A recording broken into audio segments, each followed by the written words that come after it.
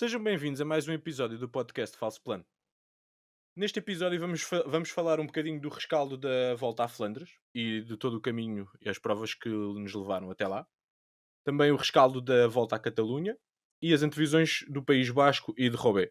No final teremos uma pequena brincadeira entre os membros deste programa, como já vem sendo habitual. Como sempre, é avisar que nos podem seguir em falsoplano.ghost.io, também no Twitter, no Facebook, no Spotify e no YouTube. Hoje temos connosco Fábio Babau, Lourenço Graça, Miguel Pratas e Ricardo Pereira. Eu sou o Henrique Augusto e a ausência da semana é Miguel Branco, que não pôde estar presente. Antes de tudo mais, vamos começar, ao contrário do costume, costumamos falar e organizar isto por provas, mas está daí para o agachar, está a um tal nível que merece um segmento só para ele. Pratas, 24 anos, 2 tours, 4 monumentos, 3 deles diferentes, e uma forma de correr espetacular e apaixonante. Ele diz que vai tentar os 5 monumentos. Confias nele? Achas que ele vai conseguir? E quando é que achas que ele o vai fazer? O quinto vai ser já em Liège, Bastogne-Liège, mas estás a falar de 5 diferentes, Não, não é? tentar os 5 diferentes, exatamente. O próximo ano ganha Paris-Roubaix, depois ainda faz mais 1 ou 2 anos a falhar o Milão-São Remo, para o pessoal começar a ter dúvidas, e depois ganha 2 ou 3 vezes seguidas, só para mostrar quem é que manda. Não Gosto há do grande, nível de confiança. Ganha Roubaix já para o ano, assim, sem... À não há primeira. grande, não há grande coisa a dizer. Já sabíamos o nível que ele tinha, a capacidade que ele tinha em todos os terrenos, já se falava nisto.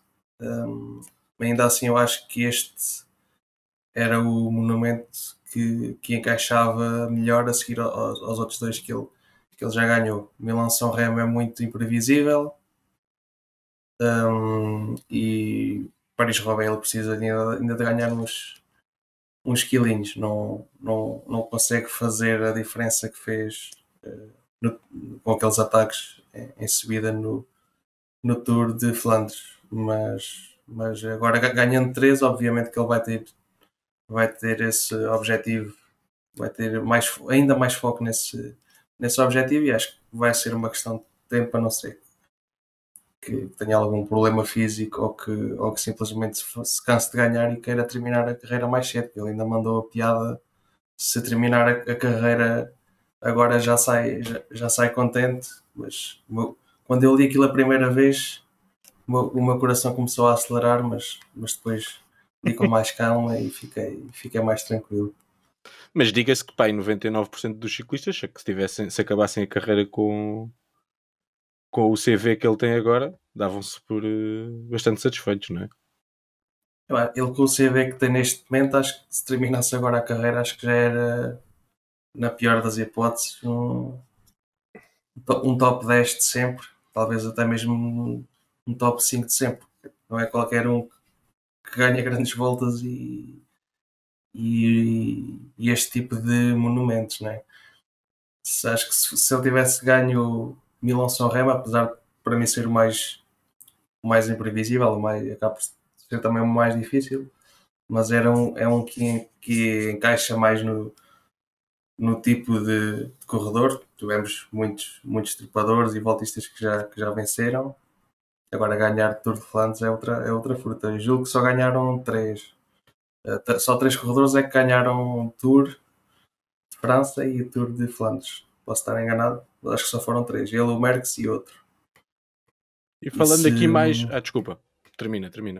Então, tive aqui a ver aqui a comparação do Pogacar com o Merckx.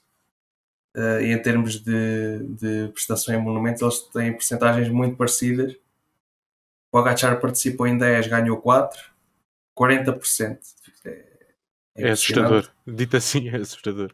E o Eddy Merckx, quer dizer, que isto é inigualável, mas que se calhar daqui a 2 ou 3 meses, se calhar já estamos a dizer que não é inigualável. Ganhou 19 monumentos em 51 tentativas, ou seja, também uma porcentagem de perto dos 40%. E em termos de finalizar no pódio, também impressiona. Para o Pogacar, 5 das 10 vezes ficou no pódio, 50%, e o Eddy Merckx 30 em 51. E eu tinha visto que, tirando nas 2 primeiras participações, fez sempre top 5. Nas 8 restantes, ou seja. Certo? Ainda mais impressionante. Se víssemos estas percentagens de um Van der Poel ou de um Van Aert em Flandres e em Paris-Roubaix, já seriam impressionantes. Agora, este é em todos os terrenos, é Milan-San Remo, inclusive, e em breve irá também fazer um pódio em Paris-Roubaix, não tenho dúvidas. E passando aqui menos da carreira de Pogačar, porque entramos por aí, porque tem sido um tema recorrente e merecido, dado o domínio que ele tem mostrado. Quão impressionado e quanto é que vibraste com a vitória dele na Flandres neste domingo? Para ser sincero, não consegui acompanhar. Fui ver. Ixi, a sério? Tu ias não me ter consegui dito, ver. pá, não me tinha dado a ti este tema. Fui ver. Fui estando atento ao WhatsApp e liguei a emissão nos últimos 2 km só para ver o final. Depois, posteriormente, vi os highlights, mas não vi a corrida por inteiro. Sei que o Rui também teve uma prestação muito, muito visível e acabou por ser também importante nesta vitória. É sempre bom ter um português a fazer parte destes momentos, tal como o Rui Costa já teve noutras grandes vitórias do Pogačar no Tour. É bom também termos um português de confiança num corredor deste gabarito, como também já tivemos em tempos o Sérgio Paulino, fazia parte do bloco de confiança do contador. Isto é só aqui uma parte relativamente aos portugueses. Antes de passarmos à análise dos restantes elementos que participaram na corrida, não é? Porque, embora possa parecer, não foi só Pogačar que participou. Eu queria perguntar aqui ao Babau o que é que faz com que o Pogačar seja tão dominador em tantos terrenos diferentes e consiga ter esta característica que achava-se impossível no ciclismo moderno, de conseguir vencer grandes voltas e a Flandres. É impensável vermos um Contador, um Froome, nomes desse registro a vencer na Flandres, ou sequer a tentar. Sem dúvida, eu acho que se tu fores perguntar ao Pogačar se ele é um voltista, ele vai-te dizer, não, eu sou um ciclista. Ou seja, todo este estereótipo, Pogačar nota-se que é uma pessoa que gosta muito de andar de bicicleta. E eu acho que o primeiro ponto vem logo daí, da mentalidade que o Pogačar tem. Ou seja, ele não anda de bicicleta para obter reconhecimento. Eu acho que ele percebeu que era efetivamente bom em cima da bicicleta e tenta-se superar a ele mesmo, e acho que é esta constante tentativa de autossuperação que o faz ser tão espetacular.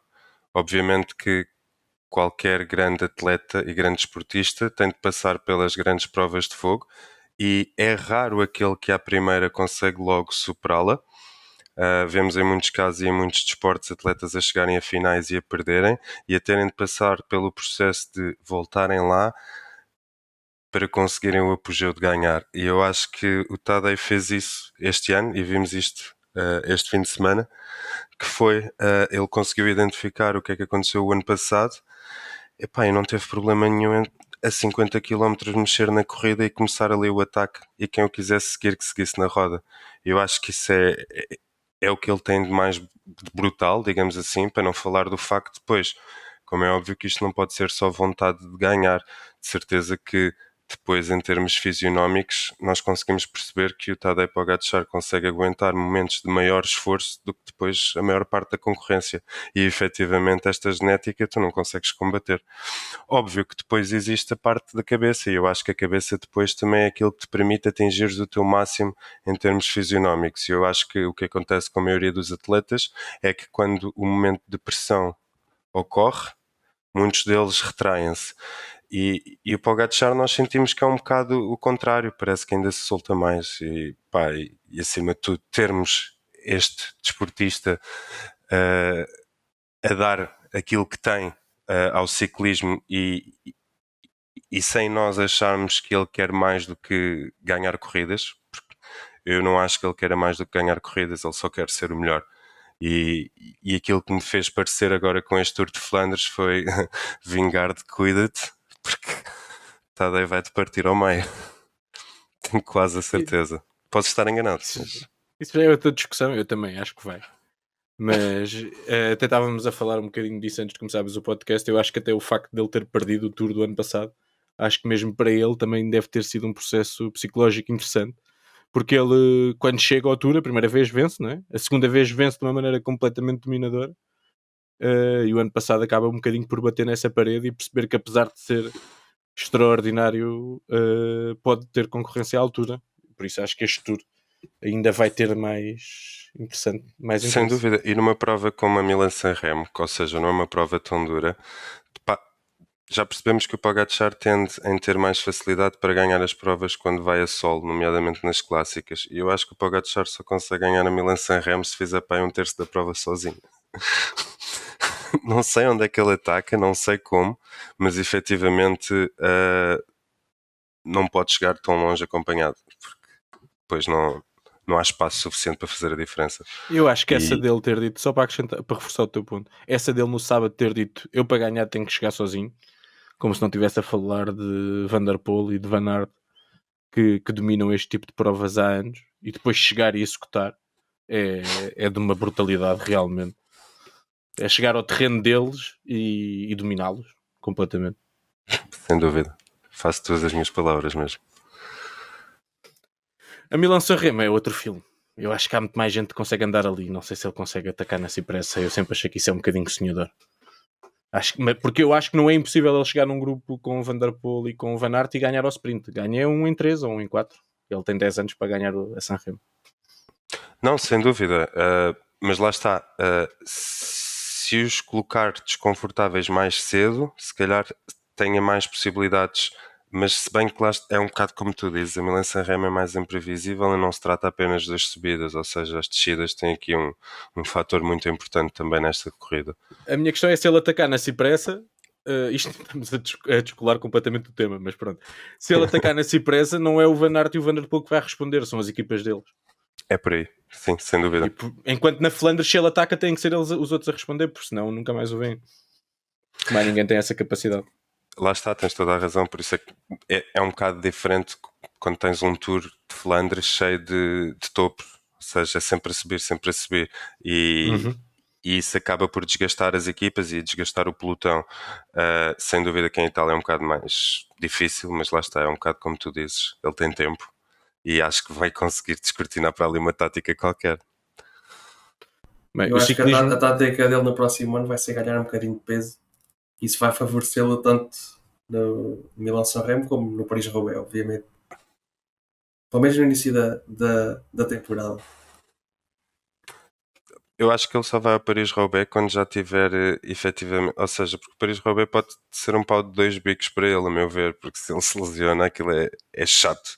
E depois é um corredor que ao longo da temporada existe muita expectativa depositada e um grande investimento, portanto estar a perdê-lo numa corrida que acontece no primeiro terço do campeonato acaba por ser um bocado, digamos que arriscado, digamos assim. Não sei se Roubaix é mais arriscado do que Flandres. Agora, Roubaix e Flandres é mais arriscado do que só Flandres, não é? Quantas mais fizeres, mais estás a por a jeito. Sem dúvida, sem dúvida. Mas sei lá, não sinto que, ou melhor, eu vi a corrida toda da Flandres e não sinto que tenha o mesmo nível de perigosidade que Roubaix. Ok. Bem, o ciclismo tem sido o Pogačar Show, mas o falso plano ainda não é só sobre o Pogačar. Por isso vamos fazer aqui um rescaldo com o Ricardo do resto da corrida. Foi uma corrida... bem, ainda. Enquanto o Pratas não mandar nisto, ainda podemos falar um bocadinho dos outros ciclistas, sem ser o Pogačar e o Remo. Foi uma corrida muito interessante, partiu-se muito cedo, tivemos bordures logo de início, tivemos a fuga a formar-se só já ao fim de 100 km. Depois de já temos uma fuga formada, tivemos um grupo com quase todas as segundas figuras, ou seja, os candidatos sem serem os três monstros, a isolarem-se. Ricardo, conta-nos um bocadinho a história da corrida e diz-nos o que é que achaste. Então, a corrida foi dura. Foi, desde o início, muito dura. E hoje li um artigo do Cancellara que tem uma frase que eu acho que resume muito bem o que foi a corrida, que é quanto mais dura a corrida, mais fácil é para Pogačar. Eu acho que isso resume perfeitamente a situação que ocorreu. Portanto, a corrida começa com. O pelotão estava todo avisado do vento ao início, diziam todos que não ia fazer grande diferença, mas começa logo com Bahrein a querer partir o pelotão no vento. E quem é que fica para trás? Quem normalmente está sempre mal posicionado, que é o Mathieu Van Der Poel. Mathieu Van Der Poel só deve ter uma corrida perfeita taticamente, que foi a última Milan-San Remo, porque de resto está sempre apanhado neste tipo de armadilhas. Ao início das corridas está sempre lá atrás, está sempre, não sei se é medo de estar no meio do pelotão, não sei se é não saber ou não, ou de desprezar alguns potenciais perigos, ou se sente só mais confortável ali, mas está sempre lá atrás e apanhado nesse vento. O que é que resulta? A equipa de Mathieu Van Der Poel a trabalhar, Mathieu Van Der Poel a trabalhar, cansaço nas pernas de Mathieu Van Der Poel. Depois há a situação da queda grande, e aí eu não sei se é nessa queda, se é numa outra a seguir, em que Pogacar também fica um bocado para trás, mas a recuperação é rápida. E depois há a situação da tática da DSM, que há ali uma subida, já não lembro qual é que é o nome da subida, mas eles quase param na subida, uma tática muito questionável. Eles quase param na subida e basicamente fazem com que o resto do pelotão, pela estrada ser estreita, com que a cauda do pelotão tenha de pôr o pé no chão. E de repente aceleram tudo e os corredores são todos apanhados em falso. Quem é que está lá atrás outra vez? Mathieu Van Der Poel. Mathieu Van Der Poel outra vez a ter de recuperar. Mathieu Van Der Poel, a equipa a ter de recuperar. Søren Kragh Andersen desistiu da corrida muito cedo por causa do trabalho que teve de fazer nas primeiras 2 horas de corrida. E Mathieu Van Der Poel também a gastar mais energia. Depois há a tal situação do grupo. O grupo que se formou, muito grande e com muita gente de qualidade. Com Trentin, que foi quem foi o dinamizador desse tal grupo. Van Hooijdonk, nestas duas equipas de favoritas, com a UAE e com a Jumbo. Depois outros corredores como Mats Pedersen, Asgreen, Narvaez, Paulus, Fred Wright, Kung, Jorgensen, tudo corredores de alto gabarito. E, claro, a equipa de Mathieu Van Der Poel não está presente na fuga. Outra vez, a equipa de Mathieu Van Der Poel é obrigada a ir ao serviço. Neste caso até teve sorte, porque o grupo foi tão forte e provavelmente a UAE e a USM não estavam a contar com isso. O grupo foi tão forte que obrigou a própria UAE a trabalhar, porque ninguém acreditava que o Trentin daquele grupo saísse vitorioso.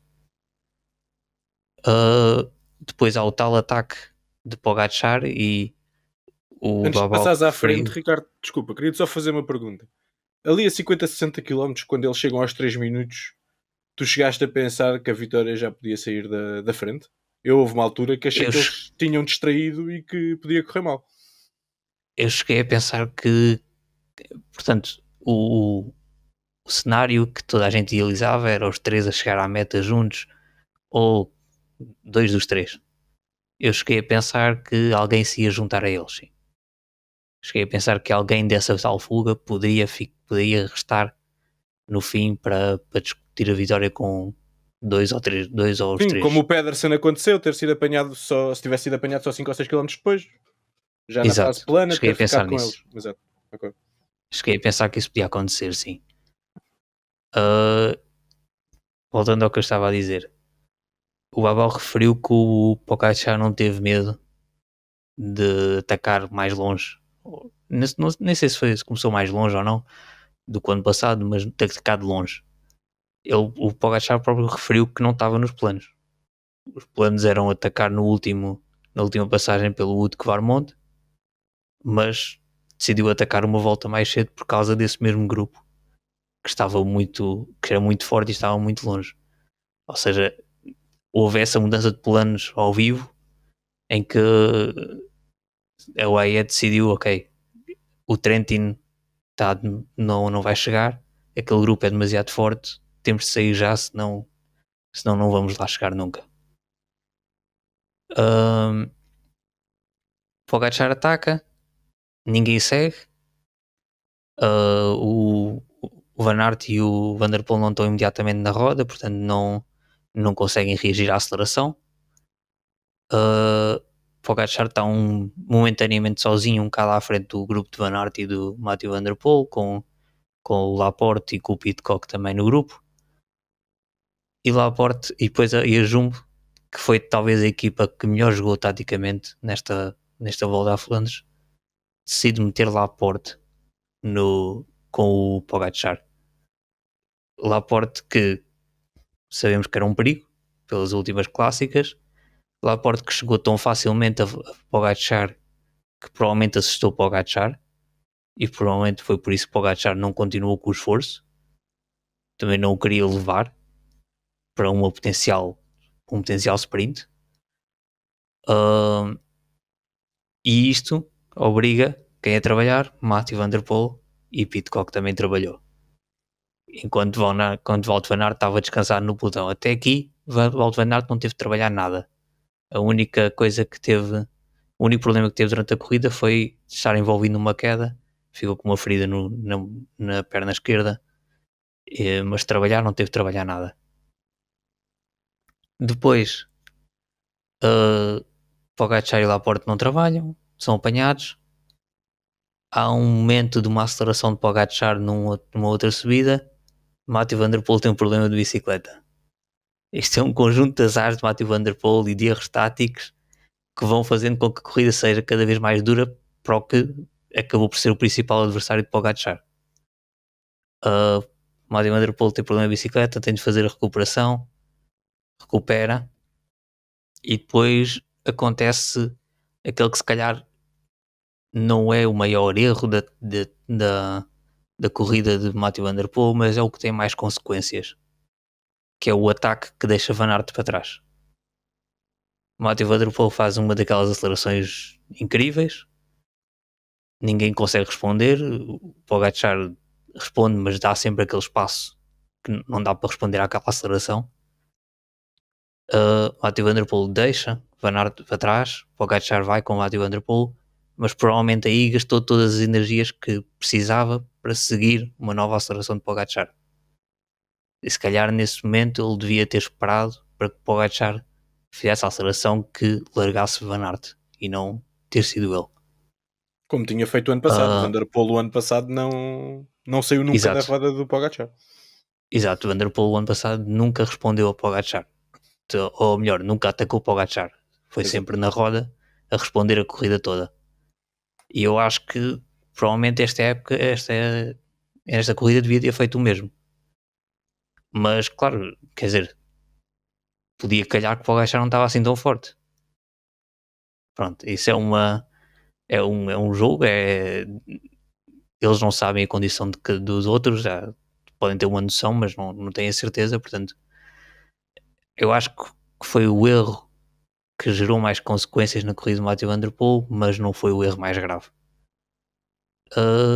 Depois, no fim, pronto, Pogačar ataca e larga Mathieu Van der Poel. Mathieu Van der Poel, ele levou os dois, um atrás do outro, só que há ali uma distância de, sei lá, de 30 metros, 40 metros que deixa, pronto, que faz com que tenham os dois de esforçar, expostos ao vento, expostos a tudo. E Pogačar estava mais forte e acaba por ganhar, acaba por apanhar a fuga, acaba por Mats Pedersen é o tal último que é apanhado e Pogačar acaba por ser o mais forte neste duelo a dois.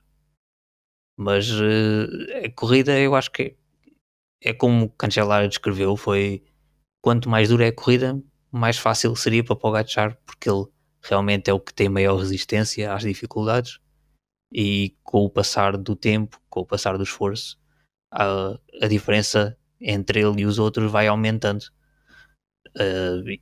pronto, e foi um justo vencedor, foi o mais forte que ganhou, não há nada a dizer.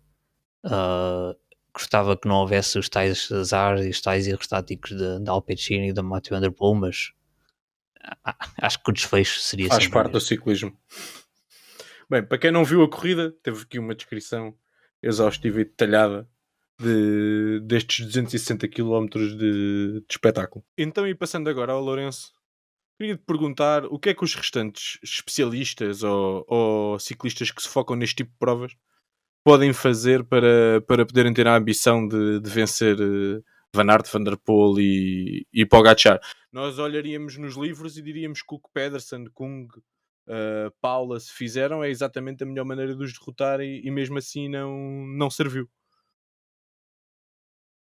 Sim, diria que esses tentaram e, como disseste, acho que pode ser uma bela maneira de o conseguirem, que é unirem-se todos.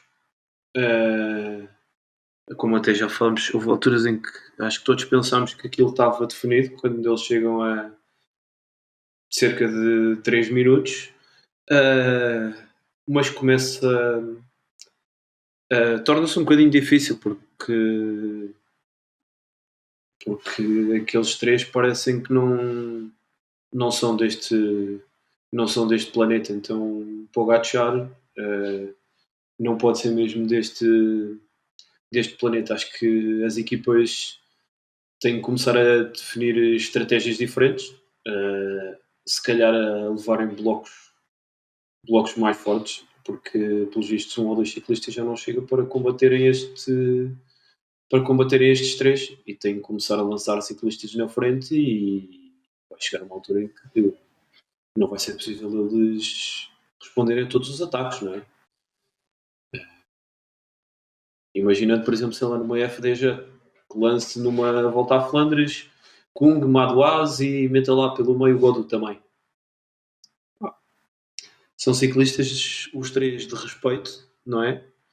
E eles vão ter que responder a todos, e há de chegar a uma altura que hão de rebentar. O Van Aert rebentou com os dois, depois rebentou o Van Der Poel.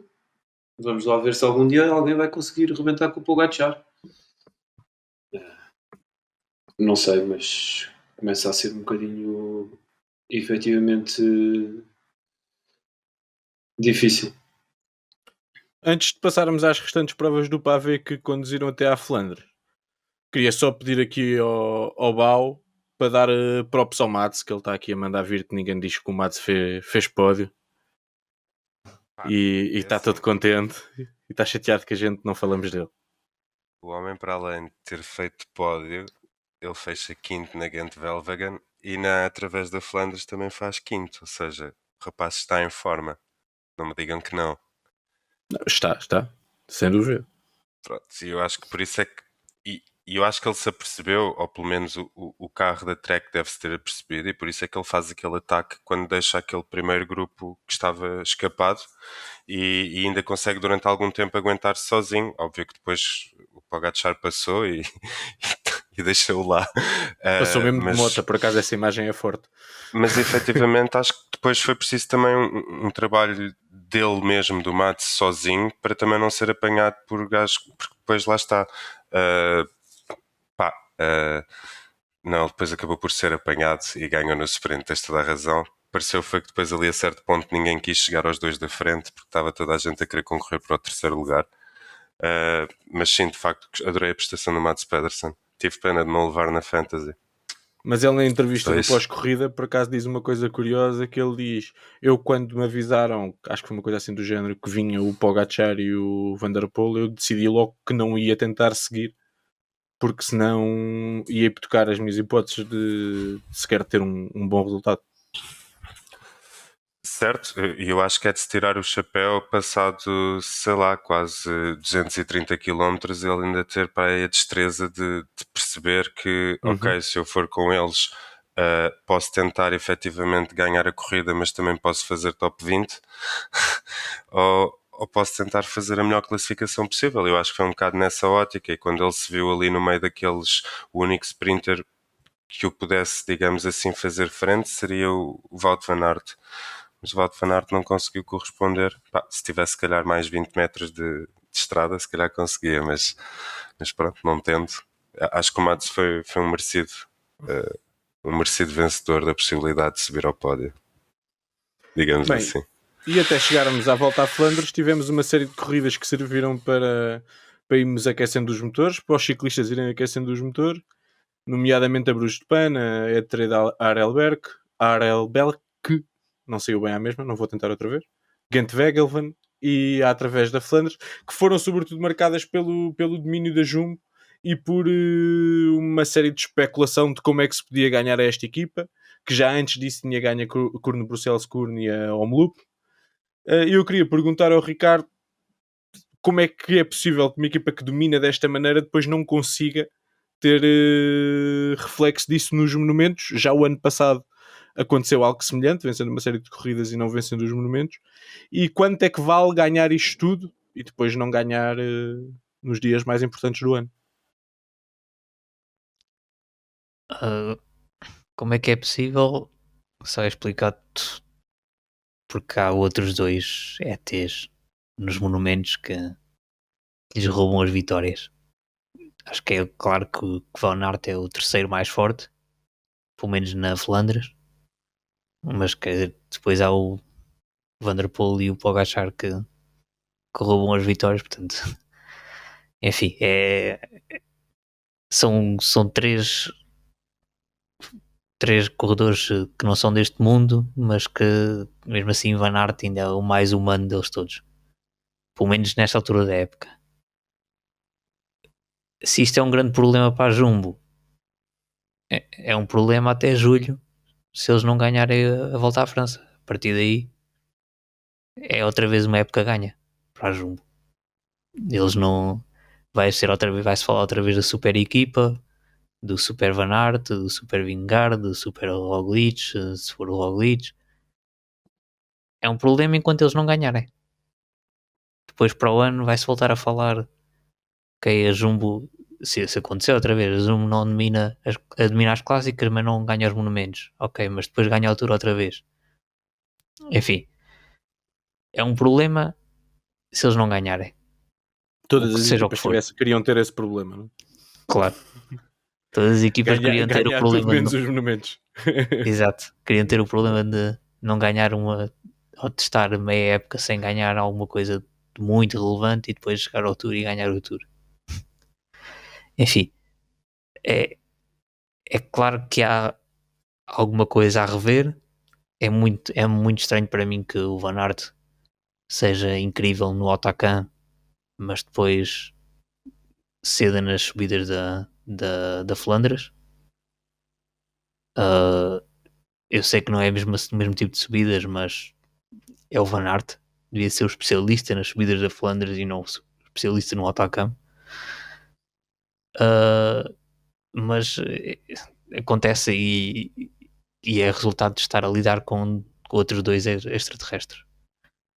E coitado, já é assim a carreira toda que tento desfontar o Mathieu Van Der Poel e que tento dividir o palmarés com o Mathieu Van Der Poel, não é fácil. E agora ainda apareceu agora mais um para a festa. Ainda lhe aparece mais o Pogačar, coitado. Lourenço, nestas corridas até ao prato principal que foi o Tour de Flandres, tivemos outros desempenhos de relevo.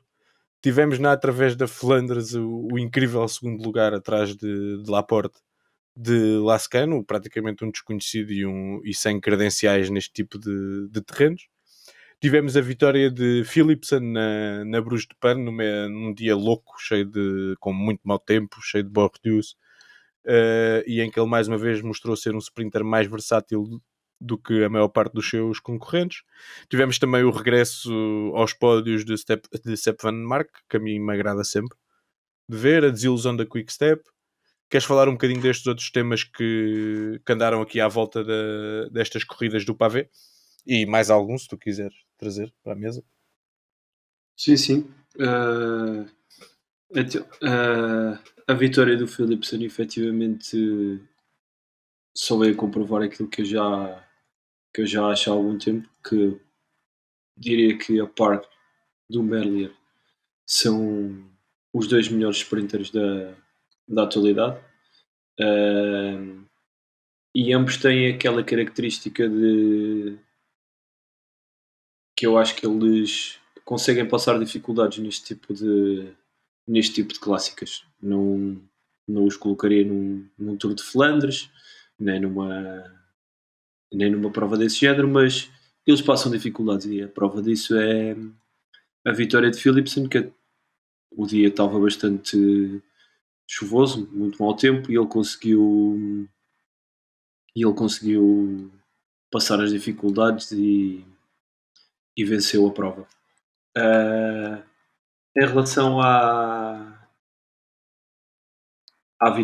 vitória, não, ao pódio de Sepp Van Mark, a mim também me deixa bastante satisfeito, porque lá está, gosto muito destes ciclistas que agora o Pogačar os torna quase banais. O Pogačar e não só, mas principalmente Pogačar. Esses classicómanos, e voltar a ver salvo erro, com 34, 35 anos que ele tem a fazer pódio, acho que é de valor. Lascano deve ter tido o momento da vida dele, não é? Porque acho que provavelmente não fará outra igual. É daqueles ciclistas que venceu ali e venceu não, está difícil, foi segundo classificado, mas é de realçar que ele, salvo erro, esteve na fuga e depois ainda é apanhado e depois ainda consegue desferir o ataque, ou seja, foi daqueles dias em que efetivamente as estrelas estavam alinhadas para o Lascano. As estrelas e as pernas. As estrelas e as pernas, sim, sem dúvida. Se não fosse o grande momento de forma de Laporte, provavelmente teríamos tido aqui uma vitória muito, muito surpreendente, e que a Movistar também já deve ambicionar há algum tempo. Queria só dar sinal daquilo que estava a dizer. Por exemplo, o Philipsen também nessa prova, através da Flandres, faz quarto lugar, que vem corroborar aquilo que eu estava a dizer. E falando destas provas, queria só destacar dois nomes que acho que estão em grande forma, ambos, que é Nelson Paulus e Matteo Jorgensen. Paulus já com 26 anos, Jorgensen, salvo erro, tem 22 ou 23. Tem 23 e acho que estão os dois numa forma brutal. Provavelmente, tirando, claro, aqueles nomes que já estamos habituados que aparecem bem, provavelmente dois dos ciclistas que apareceram em melhor forma no início desta época, Paulus e Jorgensen. Só uma coisa, o Lourenço não quis focar, mas eu acho que é de realçar a Quick Step. Verdade. Ou a falta dela. Que é a falta dela, sim. É exatamente isso. Eu decidi fazer aquilo que eles fizeram nas clássicas para não aparecer. Eu decidi não falar deles porque não há nada para falar. Eles não fizeram absolutamente nada para desilusão da minha parte, porque é uma equipa pela qual eu tenho uma grande estima. No entanto, não se percebe. Estão eclipsados completamente. Não é que ninguém viu-se a espaços. Lampard a aparecer, a tentar fazer alguma coisa, mas de resto Ballerini a sprintar no grupo 2 ou no grupo 3. Eu tinha aqui um off-script, mas primeiro deixa ver o que é que o Bau ia acrescentar. Que Merlier teve na fuga do dia logo ao início, que eu acho que pronto, foi a forma que a Unique Quick Step teve de se mostrar na corrida. Parece que foi para os patrocinadores. Pratas, para o ano temos Rebco ou não? É a única forma da Quickstep conseguir brilhar. Não estou a ver outra forma. Mas achas que sim? Achas que ele vai tentar? Ele é conhecido por ter alguns problemas técnicos, mas ele teoricamente até tem algumas características físicas adequadas a este tipo de percurso. A técnica não interessa pouco. Quando ele liga o motor, vai tudo à frente. Mas há outra forma da Quickstep no próximo ano aparecer bem, que é se o António Morgado assinar por eles. Isto é departamento do Ricardo. O Remco é menino para atacar na primeira subida do Milan-San Remo. Aquela Logo primeira, na tipo, primeira- quando ainda faltam 200 sim, km. Logo nessa. Sim, logo na primeira. Depois É apanha. capaz de atacar lá. Mas Henrique, Diz. já que acho que uma vez, não sei se não foi no último, fizemos um minuto de silêncio, já não me lembro bem a quem podemos fazer ao nosso Solá Filipe, porque acho que É pá, fogo. isto já deve ter sido o término da carreira dele. Calma, eu só falo depois da Liège. Quando um ciclista diz que o foco dele é o Tour de Flandres e depois faz 51º, é pá. Eu só falo depois da Liège. Até Atrás lá do primeiro Liège. não vou anunciar a morte dele. atrás Para mim, do o Liège, highlight, A 8 minutos. para mim, o highlight da Quickstep nesta temporada do Pavé foi a pirueta que o Ballerini deu enquanto estava a lançar o Tim Merlier para sprintar pelo 43º lugar. Acho. Eu ainda não vi o vídeo, só vi a Ah. foto, mas pá, eu nem sabia que eles sprintavam pelos 40º lugares, eu achava que isso não acontecia. tem que ser. Ricardo, já foste pá. interrompido 2 vezes ou 3 e assim Não, começaram a dizer ia alguma referir coisa. isso. O Alain Philippe, o objetivo da época era o Tour de Flandres e ficou atrás do Merlier que se sprintou pelo 43º lugar, né? Que é sempre uma coisa ridícula. Na Liège é que vai Quickstep. ser. Na Liège é que vai ser. Na Liège vai É que ter ainda que por ser o cima ele Remco a começa a salvar. época a ganhar, pá, que é mesmo para dar esperança.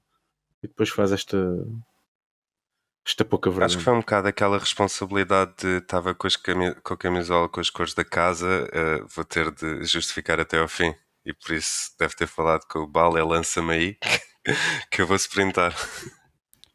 Se calhar Acho que foi ele isso. assinou o contrato com a Total Energy nessa semana, após esse desempenho. Quem? O Alaphilippe? Pois. Ah, ok. Já mudámos aqui de tema. É já este ano que acabou o contrato ou é para o ano? Eu acho que é só para o ano. Não é? Eu tenho a ideia que é este ano, mas não tenho a certeza. Eu tenho a ideia que é mais um, mas eu já vou confirmar isso. Bem, deixamos Portanto, agora só- o empadrar durante um pouco ou alguém quer uma acrescentar coisa, mais Henrique. alguma coisa? Sim, É claro. mais um. Em 2024 ainda vai estar na Quickstep. É, eu também achava isso. É isso, é. Só uma É coisa, isso. Henrique. Sim, O sim. mais próximo que a Quickstep teve de ganhar uma clássica do Empedrado este ano foi num sprint do Lampard com o Philipsen e com o Cui. E mesmo assim foi quando as probabilidades estiveram melhores para o lado deles. Foi o mais próximo que eles tiveram de ganhar. Só para... Mas sabes que isso mostra bem como está a Quickstep, mesmo esse movimento do Lampard sair com esses dois, quando eles tinham, acho que era o Sim. Merlier no grupo de trás ou era o Jacobsen, já não tenho a certeza. Acho que era o Jacobsen, mas sim, é uma estupidez. É um desnorte completo, ou então foi para assegurar o top 4. Pronto, sempre era o resultado. Como deve ser. Eu acho que ele faz terceiro, não é? Mas o grupo eram 4. Não estou em erro. Acho que eram 4 na frente e Não ele sei faz se eram terceiro. 4, mas sim, ele faz terceiro. Eu acho que ele fez quarto à frente do Frisson, aquele da Não, ele faz terceiro e o Friesen É que faz quarto. E eram 4 na quarto a um frente. segundo. É isso. Faz exatamente. o 4 a um segundo. E é o Jacobsen que faz quinto, ganhando o sprint Exatamente. do grupo principal. Ganhando o sprint. Então aqui tiveram em altas, com 2 no top 5. Fogo. Dois, dois no top 5 e depois tem o Ballerini 11º. Eu ouço o Bunan tem falado muito, mas ainda não ouvi dizer grande coisa sobre isto. Mas se calhar até já disse. Ricardo, estavas a abrir? Disse alguma coisa ou não? Não, o Bunan não fala de gajos que não têm rendimento. Só fala de bicicletas que não têm rendimento. Ou que atrasam ciclista. O Bunan está lá para criticar quando eles estão em altas. para dizer que não são assim tão bons como ele era. Faz parte, há muitos velhos do Restelo assim. Bem, vamos deixar o empedrado durante um bocadinho, já lá vamos voltar para falar um bocadinho da Paris-Roubaix que vamos ter na próxima semana. Vamos até à Catalunha, onde tivemos vários pontos de interesse. Vamos começar pelo duelo que toda a gente prevê que vai marcar a volta à Itália, e depois vamos falar um bocadinho sobre o João e o que se passou na UAE, não nos estendendo muito, até porque já falámos sobre isso no último episódio. Passando aqui ao Bau, temos água na boca para o giro ou não? Remco versus Roglic parece estar a ferver. Tudo indica que sim, não é? Nem que seja aquela água na boca pela incerteza de que, como ficaram tão próximos agora na Catalunha, dá-te sempre aquela sensação de que isto poderá acontecer durante 3 semanas e no final fica a emoção até ao fim. Não acontece não, porque o Remco rebenta. Não acontece. A realidade é que, lá está, mas nós agora, desde que com o aparecimento do Pogačar e um bocadinho, o Remco também corre um bocado assim, que é o atacar de longe. Nós sabemos que o Roglic não é bem esse o estilo, ou seja, o Roglic prefere atacar no último quilómetro, e para quem adora ciclismo e ter a oportunidade de ver uma grande volta ser transmitida na íntegra, ter de esperar pelo último quilómetro para ver a ação final, seja, estás-me a perceber? É um bocado um pau de dois bicos. Eu sei que vai haver emoção até ao fim, porque eles vão ficar muito próximos, ou seja, basicamente eles aqui no País Basco, ok que o Roglic não pode competir para a camisola da Juventude, mas foi 2 camisolas para cada um, e ficaram mesmo muito próximos em todas as categorias. Óbvio que com o giro há muito mais montanha e eu acho que possa ser aí que o Renko depois vai dar um bocado de si. Mas sem dúvida que temos boas perspectivas. Eu gostava de facto também de salientar aqui que não apenas os 3 primeiros, neste caso o Roglic, o Remco e o João, tiveram muito bem, mas houve outra malta que eu também gostei de ver, nomeadamente o Landa, que continua sólido nas prestações que tem vindo a fazer, o Cian da Bora, que ficou mesmo atrás do Windley e conseguiu fechar um top 10 nesta corrida. E queria mandar aqui uma palavra de apreço para o Castro Vierro, porque foi o melhor Ineos da prova. Porque mais ninguém conseguiu efetivamente, por parte da Ineos, estar sequer perto do top 20. E com isto, vem depois aqui aqueles que para mim tiveram um bocado mal e que eu acho que deixaram um bocado a desejar, como nomeadamente o Carapaz. Ok que era a primeira prova da temporada, mas sei lá, esperamos sempre que este nível profissional, quando vemos certos atletas fazerem as primeiras provas, não se nota assim tanta diferença como se sentiu aqui na prestação do Carapaz. O Gino Mader, que tinha feito uma volta de uma semana incrível semanas antes e que depois chegou aqui e já não, e pronto, já era o Gino Mader que nós conhecemos. E depois foi, só para terminar, o Grant Thomas e o Tobias Anderson, que também me deixou super decepcionado, porque eu levei na Fantasy e ver que ele ficou quase a 1 hora do Primož Roglic é assustador. É assustador ver As que dores o ano passado teve tão bem. fantasista. Sem dúvida. Mas para resumir, acho que sim, acho que temos tudo para ter 3 semanas de giro super intensas. Vai ser giro. É isto. Tu falaste aí um bocadinho, antes só de passarmos ao João, falaste um bocadinho da estratégia normalmente mais conservadora do Roglic. Ele normalmente sempre pode ter essa postura nas corridas porque ganha vantagem nos contrarrelógios.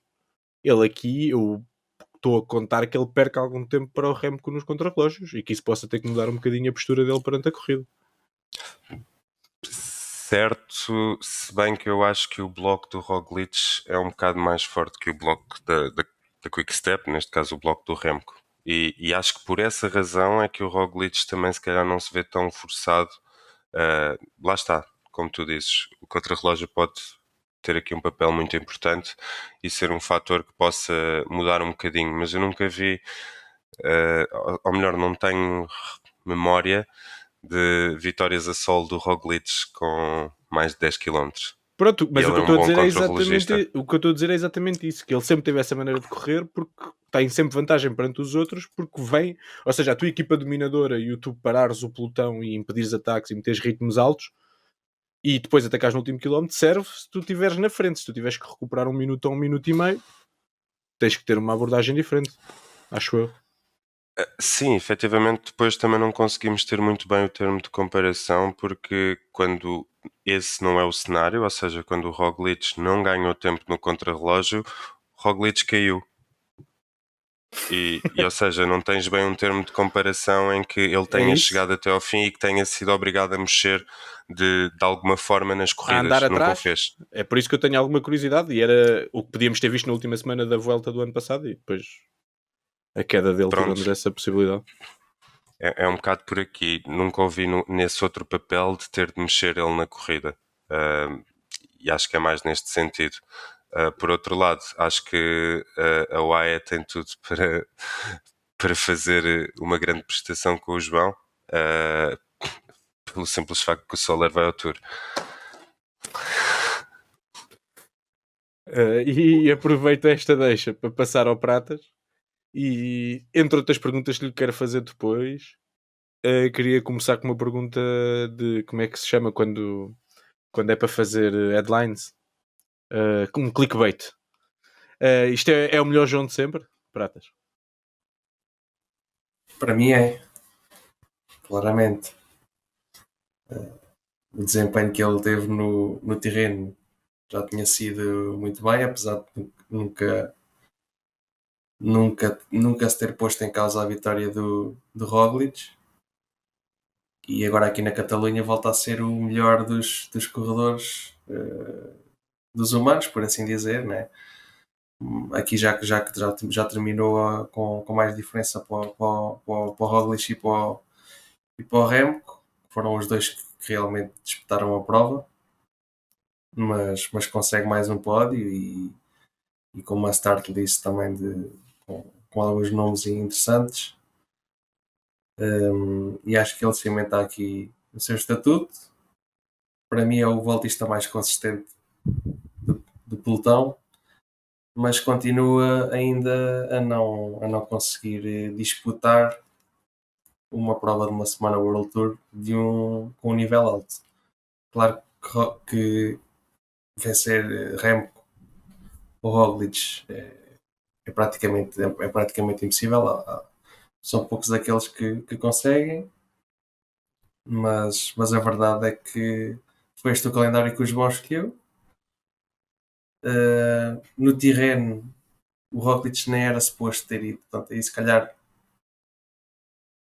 se a João tivesse mantido o calendário original, tínhamos tido aqui a primeira vitória de um português no Tirreno e sem dúvida a melhor vitória de sempre do João. E tenho gostado também de ver a maneira dele correr. Arriscou nas duas provas. A UAE tentou, o AE, não é o AE, tentou sempre alguma coisa. Não temos visto o João a se pintar como se pintava, perdeu essa capacidade. Isto significa que provavelmente não irá, se manter este registro, não irá ganhar tantas etapas como se antevia há 1, 2 e há 3 anos. Mas se continuar com esta evolução, vai ser uma questão de tempo até conseguir uma boa vitória no World Tour. Ele só ganhou uma vez, foi na Polónia, mas em 2021, mas aí a concorrência era mais fraca. O pódio foi o Mohoric e o Kwiatkowski. A única vez que tinha feito pódio além dessa tinha sido na Catalunha no ano passado. Ficou atrás do Carapaz e do Higuita, já nem me lembro quem é que ganhou. Mas também, Ganhou o mais uma vez, também nunca esteve propriamente na discussão pela vitória. Esteve sempre por cima, mas nunca esteve realmente na discussão. Mas é de salientar a sua consistência. São 20 provas consecutivas de uma semana desde a volta ao Algarve em 2020 que termina sempre no top 10. Só falhou uma vez na volta à Alemanha em 2021, ficou no top 20 e no claro, Giro tirando esse abandono no Giro em que iria na pior das hipóteses para um quarto, quinto lugar. No World Tour são 12 tops 10 seguidos. A pior classificação foi o 8º lugar no Paris-Nice Do ano passado. 2022. Isto é um registro impressionante. E por falar em ciclistas consistentes, pelo Bilbao hoje acabou por desiludir os fantasistas que o levaram a volta ao País Basco. Para mim também um dos mais consistentes, mas pronto, não quero falar muito nisso. Já lá Mas sim, vamos. elogiar o João, sei que ficas todo contente. E acho que tudo que não seja um top 5 no giro será uma desilusão para mim. Então, antes de Vamos entrar ver no ainda. João do Giro, deixa-me perguntar-te assim, só para te ajudar para funcionar como muleta. É o principal candidato ao terceiro lugar? Ponto 1. Ponto 2. Há alguma possibilidade de se tentarem imiscuir na luta com os outros? Sim, como a start list está montada neste momento e tendo em conta a forma menos boa este ano de alguns corredores que eu esperava mais, neste momento para mim o João é o favorito a terminar no pódio. Agora, meter-se na luta com Remco e Roglic, a não só se algum deles abandonar, aliás, tem que abandonar os dois, ou se tiverem algum problema os dois é que ele Sim. poderá lutar Só pela havendo vitória. problemas é que muito- achas que ele muito pode difícil. ir além do terceiro lugar? Sim, e aliás é ele e são todos os outros. Tá bom.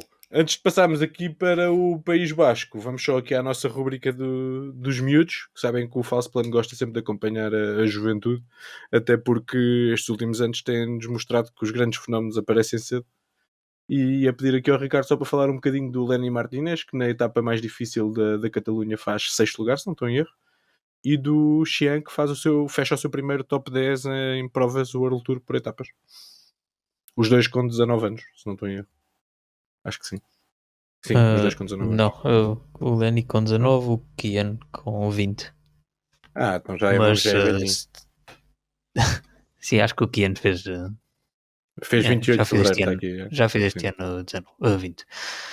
Mas sim, destacaram-se o Kian mais regular do que o Lenny. O Lenny que tinha vindo a desiludir desde o ano passado, pelo menos nas grandes provas, no Giro de Sub-23 e no Avenir, tinha desiludido um pouco.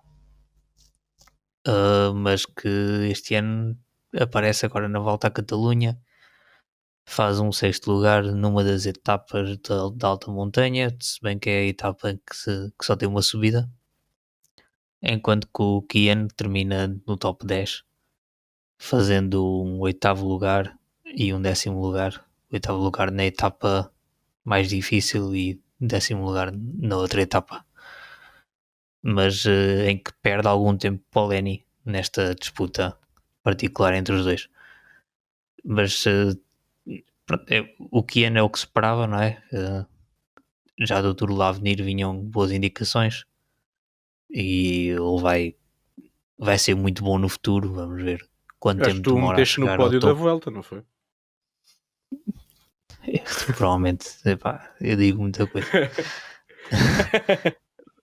Mas sim, pelo que se viu no Avenir já se espera muito do Kian. É só uma questão de tempo até chegar ao topo dos voltistas. Quanto ao Lenny, vamos ver, porque o Lenny é um corredor com características um bocado diferentes, é assim muito franzino, faz lembrar o Kenny Elissonde, e normalmente esses corredores têm mais dificuldades na parte a rolar, principalmente, mas pode ser assim aquele trepador, um trepador tipo um puro trepador, tipo Kenny Elissonde, mas talvez com é mais melhor, qualidade. um bocadinho melhor. Sim. E antes de passarmos ao País Basco, só porque não podemos terminar uma prova, não podemos terminar a análise de uma prova ganha por Roglic sem falar com o líder do seu clube de fãs aqui no Falso Plano. Lourenço, qual que é teu? Eu só queria fazer aqui uma retificação que não é bem uma retificação, é só relembrar-vos que na Vuelta do ano passado vimos o Roglic ofensivo. Até chegou a deixar numa subida ao Remco para trás, e no dia em que ele tem aquela queda, porque ele ainda não aprendeu a andar de bicicleta como deve ser, ele ataca numa ligeira subida onde ninguém esperava e ele tenta ganhar tempo aí. Ou seja, já vimos um Roglic a tentar Recuperar tempo. exatamente Nós recuperar mencionámos tempo. isso, que Não- basicamente não a nos última últimos semana da metros. Vuelta tinha-nos tirado essa possibilidade, no fundo. Exatamente. Ainda assim, apesar de eu ser muito fã do Roglic, até pelo que vimos na Vuelta do ano passado, eu acho difícil ele conseguir vencer o Giro. Eu acho que no final a vitória vai calhar para o lado de Remco Evenepoel.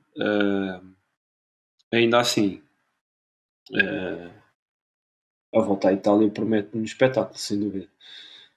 Que a grande facada que deste agora ao Henrique. Fogo. E o Opa, Henrique deve estar a pensar, se soubesse tinha ficado calado. eu já trouxe o Bau para aqui, porque acho que ele também apoia aqui a minha menor simpatia ou confiança com o Remco. Não, é assim, Se não, tu também passas não para o outro lado, se calhar tem que trata- começar a ir buscar mais não, não, reforços. não, não precisas, porque lá está, eu não é que a confiança seja assim tanta no Remco, mas pelo que temos visto dele, lá está, é mais um, é mais novo efetivamente, mas é mais um que vem da geração de Pogacar, que nós achamos sempre, não vai conseguir. E depois conseguiu. Foi isso em relação a ser campeão do mundo, foi isso em relação a monumentos, foi o qual? Liège-Bastogne-Liège ou foi Lombardia? Foi Lombardia? aliás, foi aquela que o Alaphilippe Foi Liège. Exato. Não, o que o Remco que ganhou foi o Remco. Foi Liège, pronto. Ok, o Remco, desculpa, eu estava a falar eu do pensava que Remco. estás a falar do Roglic. Não. Estava a falar do Remco. Pronto, e com que idade que ele tem? 21, 22? Não, já tem mais. Acho que já tem 23. Tem 22? 22? Tem Eu acho que 22. tem mais. Não tenho, não. Não, se tiver, não tem muito Tem mais. 23, fez em janeiro. Pronto, ok, tem 23. Ah. Pronto, ok, fez 23. Fez em janeiro. Ou Eu seja, já estou tão farto dele que para mim já tem para aí 27. com 23 anos ele já tem uma volta, um monumento e já foi campeão do mundo. Começa a ser um caso sério também. Sem dúvida, sem dúvida. Começa. Não, atenção, eu digo que começa a ser um caso sério. Não vou meter ao nível de Pogacar, como é óbvio, mas começa a ser um caso sério no sentido de, tendo em conta que é novo, aquilo que ele já leva na mochila, não é? E esse calhar, confronto se for- está para breve, digo eu. Sim, eu também acho que sim. Eu acho que eu tenho que dar nisso, eu tenho que dar a mão à palmatória, porque após a queda que ele teve, a preparação que ele fez, a montanha, acho que a consciência de o ano passado ter ido à volta, este ano ir ao Giro e não se mandar logo este ano para a volta à França, tem que dar a mão à palmatória, que eu acho que ele está a programar muito bem a carreira dele. Acho que ele está a ser consciente e está a ir por etapas. Acho que provavelmente lançar-se este ano logo para a volta à França poderia ser um erro. E acho que nisso temos que lhe dar um props. Que acho que não sei se será ele, será as pessoas que estão à volta dele, provavelmente será uma equipa que o rodeia também, mas acho que ele está a programar muito bem aquilo que se prevê. Eu acho que é medo continuar só. a ser. Acho que é medo. Eu acho que é o pai Lefebvre não quer deixar ir para a piscina dos grandes. Ainda. Epá, pode ser também. Eu também Pode acho ser que é um também. bocadinho isso. Ele sente que ainda não está lá e por isso. Sim, pode ser também um bocadinho por aí. Mas lá está. Existem alguns que achavam que ainda não estavam lá e, no entanto, se atiraram Sim, para lá. claro que sim. Nesse sentido, acho que sim. É nesse Faz sentido que acho que faz sentido a forma como ele está a programar a carreira dele. Pá, eu já não ultra simpatizava com o Oven. Com estas nossas picardias todas, agora dou por mim mesmo a torcer contra ele e, coitado, também não me fez mal nenhum. Mas se o Roglic ganhar o giro, venho aqui rasgar o remo que de cima a baixo, como é óbvio. Epá, Nem que seja só para chatear o Pratas. eu acho que este giro é uma prova de fogo bastante maior do que foi a volta do ano passado e vamos ver. Vamos ver, se o Roglic cair outra vez, vamos dizer exatamente a mesma coisa, porque o Roglic claro. estava na Claro. volta do ano passado, apesar de ter vindo... Mas mesmo assim era um também Roglic diferente, não tinha focado de na uma queda. preparação dele para ali, etc. Sim, é verdade. Mas também era a praia do Roglic, não era? Não sei. Vamos ver, vamos esperar para ver. Eu espero que o Roglic vença, mas vamos esperar para ver. Pelo menos por aquilo que nós gostamos no ciclismo. Daqui isso a parece que está daqui a um ter mesinho, espetáculo. daqui a um mesinho temos para aí 1h30 para falar sobre isso, exclusivamente. Exatamente. Fora depois os episódios durante a própria giro, por isso vamos ter muito tempo para falar sobre a volta à Itália. Passando agora ao País Basco, nós estamos a gravar na segunda-feira, houve hoje a primeira etapa, vencida por Ethan Hayter, e como já foi sublinhado aqui, com a desistência pelo Bilbao. E eu queria que o Bal fizesse aqui uma pequena antevisão desta prova. É sempre uma prova cheia de incógnitas, com muitas etapas, digamos, armadilhadas. Temos uma série de candidatos à vitória. Temos uma start list interessante. O que é que esperas desta semana no País Basco? Sem dúvida, começar pela a qualidade da start list. Não tens assim um dos últimos 3 monstros que tem abraçado tudo o que é o falatório do ciclismo, mas tens eternos segundos classificados, o que é brutal, porque não tendo um dos que costuma ganhar, acabas por... Sim, porque o Vingegaard só ganhou o Tour, tenham calma, ainda não ganhou mais do que o Tour. E para mim, ganhar apenas o Tour ainda tem um bocado que se lhe diga. Vejo que os blocos são super interessantes. Pá, tens a Jumbo com o Vingegaard, Movistar com um bloco super interessante com o Mas e Ruben Guerreiro. Tens a Ineos com o Daniel Martinez, a Bahrein que ficou agora apenas com o Landa. Tens a Trek com o Scalmose, o Higuita. Vamos lá ver se quiser. Hoje não quis, por exemplo, mas quiçá talvez amanhã já lhe apeteça. Tens o Soler, que vai liderar pela primeira vez e se calhar a única vez a equipa da UAE este ano, e que se calhar na cabeça dele eu acho que ele acha que se tiver aqui uma boa prestação talvez possa ser o protegido no Tour em relação ao Adam Yates. Ele acha isto. Depois devemos de perceber se é ou não. Temos psicologia no falso plano também. Vamos sempre a escalar. Sabes que o Soler é mesmo tentar descobrir aquela mente brilhante, porque não sei, estou muito curioso para ver o que ele vai fazer. Em relação à prova em si, acho que é uma prova que tem tudo para nos dar bastante emoção, tem imensas chegadas em alto, é óbvio que não tem muita altitude, o que torna, neste caso, possível para aqueles homens de média montanha com explosão, mas como existe, neste caso, tantas possibilidades e tantas formas de a corrida tomar o seu rumo, acaba por nos deixar aqui uma excelente perspectiva de semana de ciclismo, digamos assim. Então, e antes de passarmos ao Lourenço, qual é a tua aposta para esta semana? No meio destes nomes todos. A minha aposta para esta semana é sem dúvida Eric Mas. Eu acho sério? eu acho que o rapaz vai lá estar, sem dúvida. E agora que estavas a falar na aposta, alguém a que eu queria fazer referência e que eu acho que também tem estado muito bem, ao contrário da própria Tekunik em si, é o Mauro Schmidt, que está aqui. O único vencedor de uma volta de uma semana para além de Remco Evenepoel. Portanto, há que se lhe merecer a referência. Só espero que ele esteja à altura. Hoje terminou em terceiro, portanto também mostra-se que quer estar aqui na frente. Só a correção de que terminou em segundo. Segundo, peço desculpa. Lourenço, concordas aqui com a visão do Baut, que temos uma corrida muito aberta e que porque os 3 monstros não estão de fora, ou achas que Vingegaard também entra nessa categoria? E apesar de, como o Baut realçou, nunca ter vencido uma corrida World Tour sem ser uma corrida por etapas. O World Tour sem ser o Tour tem que estar à frente na lista dos favoritos para esta prova.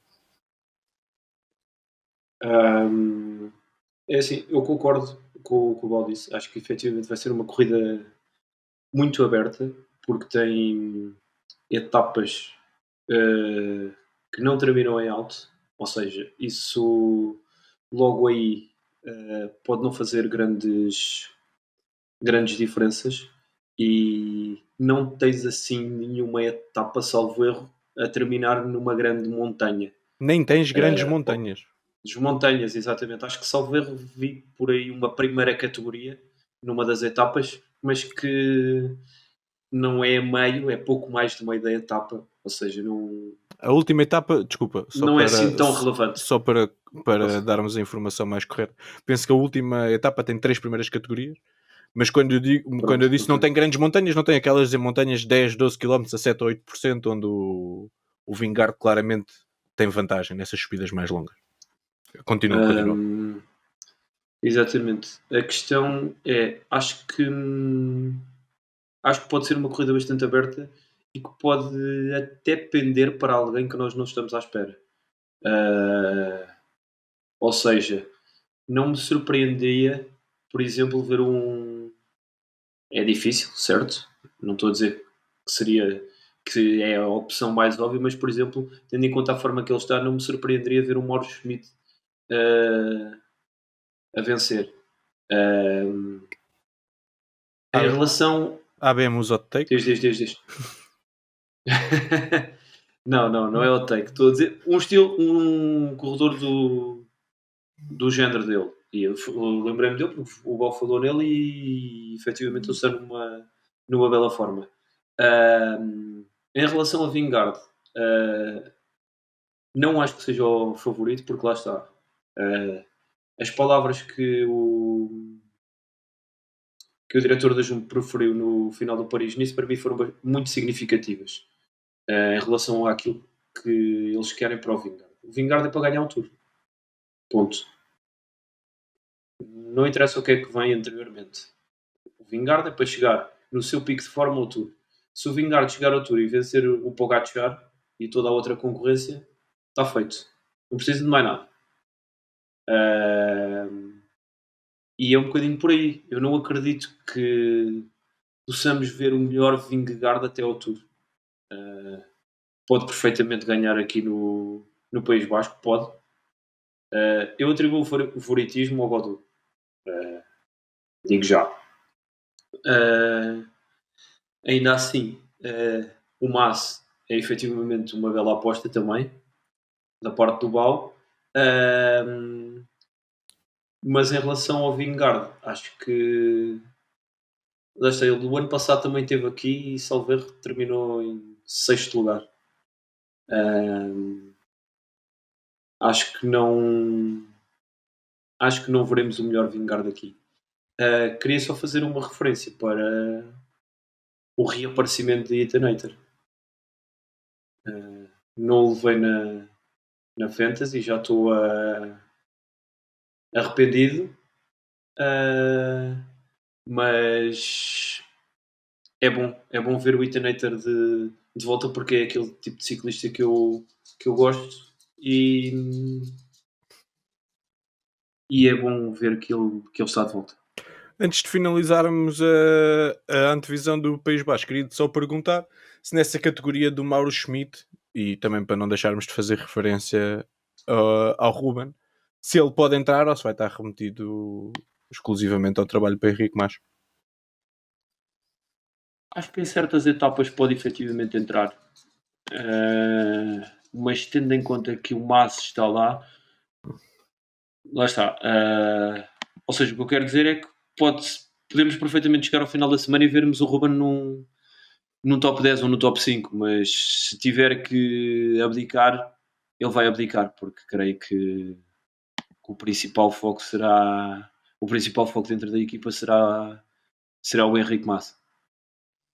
Se virmos o Ruben que temos visto nos últimos tempos, não me espanta ver, por exemplo, o Henrique Mas a fazer primeiro ou segundo e o Ruben a terminar no top 10 ou no top 5. É aí que queres chegar respondendo à tua pergunta. Esperemos que sim, e vai ser uma primeira amostra mais forte do que é que pode ser esta parceria Ruben-Mas e de qual é que é o papel do Ruben quando o Mas está em prova. Antes de Sim, passarmos... e já que falámos Diz. Desculpa, já que falámos no Ruben, fazemos referência também ao Rui Costa, porque acho que existem algumas etapas que podem ser ao jeito dele, e lá está, incluo também naquele lote de ciclistas que, como o Schmidt ou até o Daniel Martínez, por exemplo, podem ambicionar a fazerem uma surpresa aqui no País Basco. É verdade, foi bem lembrado que eu já, o Rui, por lapso meu, tinha-me passado, embora eu tenha, no Velo Games e na época. Que ele está baratinho e este ano está em altas. Vamos ver se já passou, vamos ver se já passou o estado de graça ou se ainda tem mais para dar. Antes de passarmos aqui ao nosso jogo interno, vamos só falar um bocadinho do monumento que vamos ter no próximo domingo, o Paris-Roubaix. Depois da Flandres, vamos ter mais ou menos os mesmos protagonistas. Pogačar não participa ainda. Pratas, dado que vai acabar aquela que é se calhar a fase favorita de muitos do ano de muitos dos ciclistas de sofá, o que é que esperas no Paris-Roubaix e quem é que vai levar o Pedregulho para casa? Não há Pogačar, mas os outros dois vão na mesma, por isso é difícil existir outro que não Van der Poel ou Van Aert. Uma coisa é certa, eu acho que vamos ter um vencedor, vamos ter um novo vencedor neste monumento. Nenhum deles ganhou. Da start list, ciclistas com possibilidade de vencer só o Van Barle, que tem tido algumas ausências recentes, não sei ainda se ele irá ao Paris-Roubaix. Ele que faz parte do bloco da Jumbo, mas penso que é a única cartada além do Van Aert que pode vencer. Não acho que não encaixe tanto ao Laporte. E depois temos aqui alguns blocos com duplas perigosas, como a Trek com o Steven e com o Mats Pedersen. A FDG, pelo menos o Kung, é certinho que vai. Obviamente a Movistar com um dos grandes favoritos, Ivan Garcia Cortina, que está-me a dever um almoço, mas pelas contas dele, que tem melhorado uma posição todos os anos. Exatamente. Melhora uma posição todos os anos em Flandres. Em 2019 fez 24, este ano fez 21º, houve ali um ano de pandemia pelo meio, e pelas minhas contas, e se não houver nenhuma pandemia até lá, 2043, teremos Ivan Garcia Cortina a celebrar no Tour de Flandres.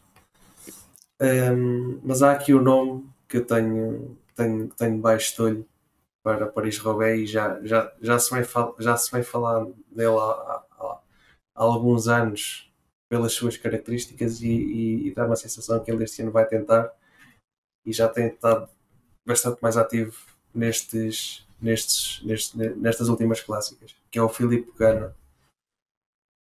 Eu acho que ele, com aquele motor e com aquele peso, acho que encaixa perfeitamente aqui nesta corrida. Já teve aqui bons desempenhos no pavé, e por que não? Se a Neos levar um bloco forte, acredito que pode ser aqui a surpresa. Vamos deixar a análise mais extensiva do Paris-Roubaix para o próximo podcast, já em formato rescaldo. Entretanto, vamos também lançar a antevisão, tanto da corrida, dá-me só um segundo, Ricardo, tanto da corrida como da app no nosso Twitter e no nosso blog. E agora vamos passar. Diz Ricardo, desculpa. Queria só mandar assim um outsider que me tem surpreendido nestas tem-me surpreendido nestas clássicas de pavé. Um bocado mais óbvio, que é o Philipsen, que tem estado muito bem nas clássicas de pavé, e que, quer dizer, há uma situação de corrida em que pode dar, ele não há de ser tanto de ataque, ainda por cima com o Van der Poel na equipa, mas se chegar um grupo qualquer ao sprint, pode calhar para ele. Mas O outro era Mikkel Bjerg, que tem... Pensava que ias falar no Queen Simmons. Não. Mikkel Bjerg, que tem surpreendido muito no pavé e que sem Pogačar pode ter um papel mais livre na equipa. E é um bocado como o Ganna, tem que ter um motor muito bom, um ciclista pesado. Estou curioso para ver o que é que ele faz no Roubaix. Já agora que abrimos esta secção, desafiar também o Bau e o Lourenço a dizerem um ou dois nomes de outsiders, ou pelo menos sem serem os dois principais favoritos que têm debaixo do olho para Roubaix. Podes começar tu, Bau. Posso deixar começar o Lourenço? Podes. Queres pensar um bocadinho? Muito bom. É porque eu também tinha que pensar outsiders. Ui. Pronto. Para a próxima eu ponho logo no script que vos vou entalar assim. Sim. Não. Foi mesmo... Porque ainda por cima não temos a start list ainda completamente fechada. Sim, eu disse o Bjerg e ele nem sequer está na start list ainda. Portanto... Ok. Pois exatamente. O Waya tem um ciclista. Eu vi um Christophe Laporte a ganhar o Paris-Roubaix. Vou aumentar com uma pujança. Pois, eu também pensei nele, mas não sei se é assim tão outsider quanto isso. Eu quando disse outsiders dizia sem ser Van Aert e Van der Poel, não é preciso ser tão random como, ou tão rebuscado como o Bjerg, que realmente isso é um hot take, é um nome realmente fora. Um Mohoric, um Kung, entre esses homens, o Mats, que supostamente até se adapta melhor a esta prova que a Flandres. Eu punha o Matos até nos favoritos, com os outros dois. Ao mesmo nível dos outros dois? O Matos Sim. já fez aqui um bom resultado, acho eu. Acho que já fez segundo. Eu acho que sim. Se não estou em erro, já Eu fez acho que segundo. punha o Matos com os outros dois. Acho que E não pode deixarem. surpreender é a Arnaud Demar. Ok. E não deixarem ir o Dylan Van Barle sozinho, não é? Rite. Mete lá o Demar e o Cortina lado a lado e vais ver quem ganha. Se o Demar for agarrado ao carro, ganha de certeza. Já sabia que tinha que vir essa. Bem, então ficamos por aqui e passamos à nossa rúbrica de jogos ou de alguma coisa assim um bocadinho menos séria e menos relacionada com o que se passou recentemente. E o que vai ser, e a novidade desta semana é, vamos falar um bocadinho dos nossos ciclistas fetiches, digamos assim. Ou seja, nós ao fim de acompanharmos já há bastante tempo e com muita intensidade o ciclismo, vamos acabando, claro que todos gostam do Pogačar, ou quase todos, o Ricardo não gosta, ou outros ciclistas destes mais óbvios, mas também todos nós vamos tendo gostos por alguma razão mais ou menos inusitada pelos quais gostamos destes ciclistas, e às vezes falamos disso nos posts ou coisas assim, e vocês às vezes podem não compreender bem de onde é que isso vem, e hoje vamos dar a oportunidade ao painel de explicar o porquê desses gostos menos óbvios. Vamos começar então pelo Bau. Eu como me comecei a identificar mais com o ciclismo porque eu adoro a brutalidade física, o meu ciclista fetiche acaba por ser o Stefan Kung, porque muitas das provas, e nomeadamente isto acontece mais no contrarrelógio porque há mais cobertura, não é?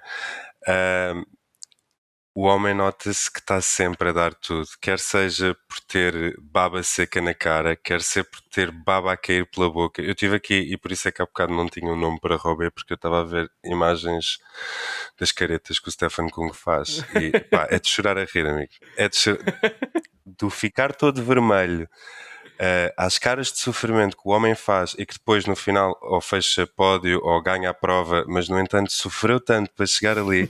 Epá, é inigualável para mim. É quase um gesto de compaixão, não é? Se ele sofreu tanto, dá prazer vê-lo ganhar. Ele ganhar não ganha muitas vezes. Costuma andar lá, mas não ganha muitas vezes. Não, gostei de ver agora quando ele se tornou campeão da Europa de contrarrelógio. Pá, ele acaba completamente esgotado. Muito engraçado. Ai. Olha, acho que começámos bem e o Bal deu aqui uma bela justificação para gostar do Stephen Kung. Ricardo, O meu, se calhar já repararam pelos posts no site, é Patrick Bevin.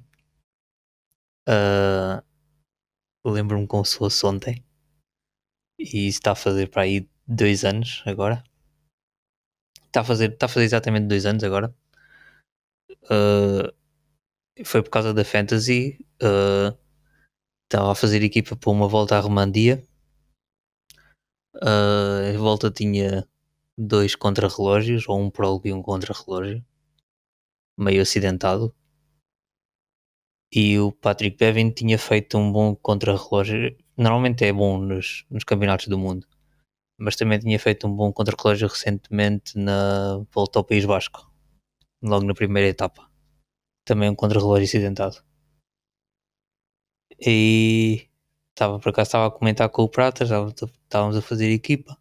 Estava a comentar com o Pratas e disse: vou pôr o Bevin, custa pouco e provavelmente saca, sei lá, um top 15, top 10 nos 2 contrarrelógios. E ponho na equipa.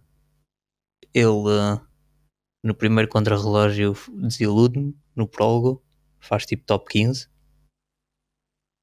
mas nas 2 etapas seguintes ao sprint faz, salvo erro, 2 pódios e depois desiste da prova. Ou seja, acaba por me dar pontos nas etapas que eu não estava à espera. Não faz o último contrarrelógio, portanto nem sequer me dá pontos mesmo na etapa em que eu estava a contar com ele. Pá, e a partir daí, eu não sei, sempre que ponho o Patrick Bevin na equipa, ele faz pontos. De Romandias, combinados muito contra-relógio, combinados Jogos Olímpicos, na Turquia. fez sempre pontos. eu nas últimas vezes, até era só pratas. Há pouca gente que conhece tão bem o Patrick Bevin como eu.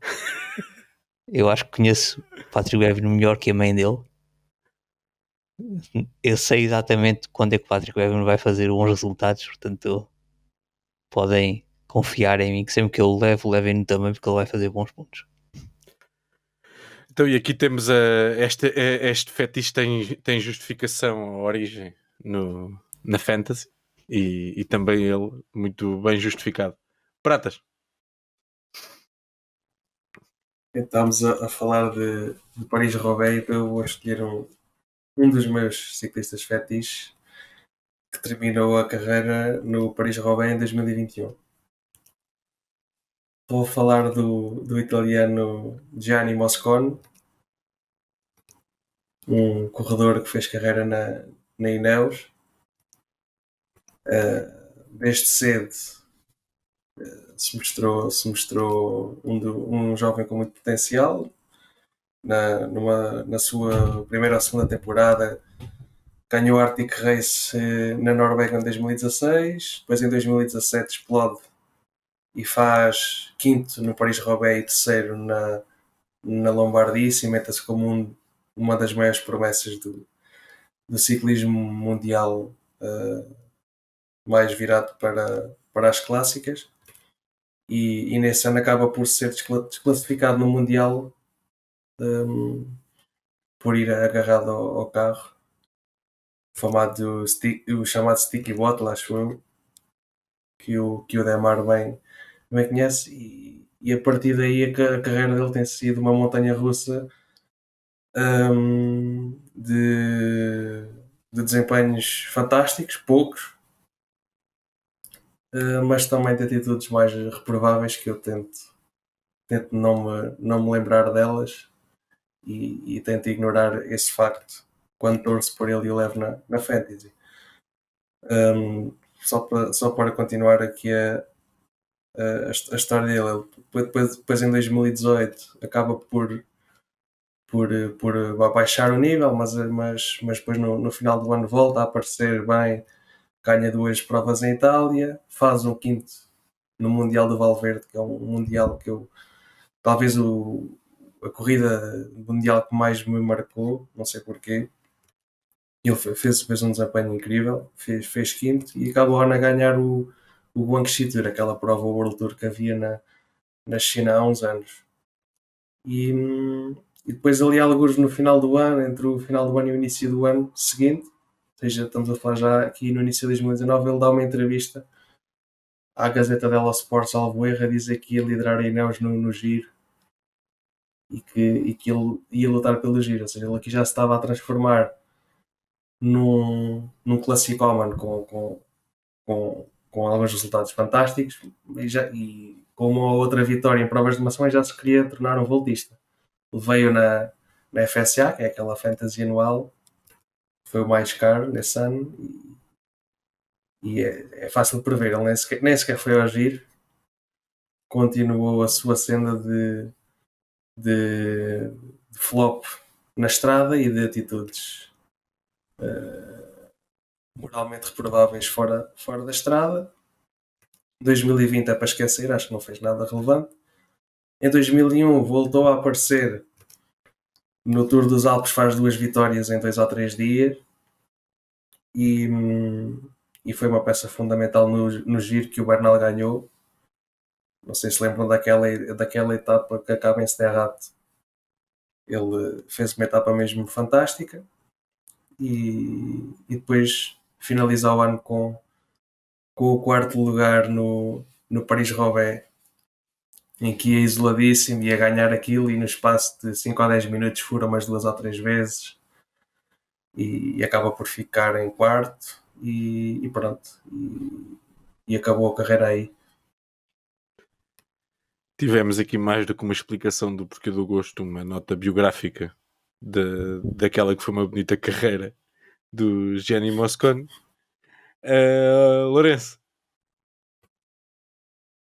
Não perca segunda-feira nas bancas a biografia de Gianni Moscon por Miguel Pratas. Com prefácio de Miguel Branco, que também deve ter muitas coisas a dizer sobre este tema. Já estou a dizer. Eu agora estou para ver se tu contas a versão certa do teu ciclista favorito. Estás a falar de mim ou do Lourenço? Do Lourenço? Do Lourenço. É de mim. Pá, eu acho que me lembro da versão certa, mas tu presenciaste o início. Se houver algum erro da minha parte, retifica-me, por favor. Então, o ciclista fetiche que eu vou falar é Quinten Hermans. E este amor pelo Quinten Hermans nasceu um bocadinho vindo do nada. Lá está, nós com o Pratas e com o Branco e mais uns amigos, nós temos um grupo de apostas de ciclismo dos 50 km e houve um dia em que eu lembrei-me que existia um ciclista chamado Quinten Hermans e sem existir um porquê aparente apostei nele. Acho que ele ficou muito mal classificado nessa etapa, salvo erro, mas a partir daí ele começou a aparecer e começou a fazer belos resultados e então eu aprendi a gostar do Quinten Hermans e posso dizer que hoje em dia provavelmente é o meu segundo ciclista favorito. Acompanho e é engraçado porque pronto, hoje até fez top 10 na primeira etapa do País Basco e é por aí que eu comecei a gostar do Quinten Hermans. Isto é verdade ou tens algo a acrescentar, Pratas? Fala-se por aí que tu querias apostar no Ben Hermans, enganaste. Apostaste no Quinten Hermans e depois, para não ficares mal visto, não, eu conheço, é dos meus ciclistas preferidos. Então, quem é que não conhece o Quinten Hermans? E pronto. E entretanto, é verdade. Essa história é menos romântica, conhecido. Mas é mais divertida. Romântica, já. E o próximo mas isto foi numa altura em que ele não era mesmo conhecido. Não, é verdade. E o próximo é Richie Tell, a quem o Lourenço está a dever um poema. Não, acho que é exatamente, um texto. É verdade. Um texto. Um texto. Isso é Ou verdade, isso. isso é verdade. Também foi de uma aposta que fizemos só para aí há um mês, por isso os nossos seguidores ainda se lembram perfeitamente e Sim. estão a aguardar pacientemente. Já nem me lembro qual é que foi a aposta. Só sei que eu perdi. Exato, perdeste, por isso é que tens que escrever sobre o Richitello agora. Exatamente. Porque eu também já não sei. Já sei o que é que foi. Foi na Lassamin. Como nós não fizemos antevisões nem nada por não ser o World Tour, acabámos por apostar no Twitter quem é que ia ganhar e tu apostaste no ciclista Eu que ficou fiz em pior. último. Exatamente. Yeah. Passando, não, para fechar o podcast, o meu ciclista fetiche a sério é o Alaphilippe, mas ele não está assim tão mal que possa entrar nesta categoria. Por isso eu vou falar de Alberto Bettiol, que irrita muitos dos meus colegas de painel. Eu não vou mentir que descobri o Alberto Bettiol quando foi a sua vitória inesperada e surreal na Volta a Flandres. Mas achei muita graça logo na altura a irreverência dele, a dizer que a partir de agora habituem-se a ver os cor-de-rosas, os cor-de-rosinhas na frente do pelotão e depois nunca mais fizeram nada de jeito. Epá, e desde aí tem uma série de episódios desde festejar vitórias quando ficou em segundo lugar, até este ano mandar águas para o Motar porque não queria estar a ser gravado. É um cromo e eu acho graça a cromos irreverentes. Levo-o no EFSA desde o primeiro ano que faço, este já vamos no terceiro. Até agora nunca correu bem, mas eu vou continuar a levar. Já levei muitos barretes, mas às vezes o amor é assim, não é? E ele custa só 400 e eu estou ali sempre a olhar e acabo sempre por ceder e levar Bettiol e muitas vezes desiludir-me, mas vibro com as suas vitórias e com a sua postura peculiar em cima e fora da também vibras bicicleta. quando ele festeja o segundo lugar? Eu disse que foi uma das coisas que me fez achar graça ao personagem. E pronto, e assim fecha mais um podcast, este um bocadinho comprido, mas também tem havido muito ciclismo e há muito tema, muito assunto para falar. Como sempre, fazer referência que nos podem seguir no falseplano.ghost.io, onde fazemos antevisões de todas as provas do World Tour. Fazemos também antevisões da app, do Velo Games. De vez a vez temos crónicas ou entrevistas para complementar o resto do conteúdo. Podem-nos também sempre seguir em Facebook, Twitter, YouTube e Spotify. Em princípio, se nada houver de extraordinário até lá, daqui a 15 dias voltaremos para estar aqui com vocês. Até lá, um abraço.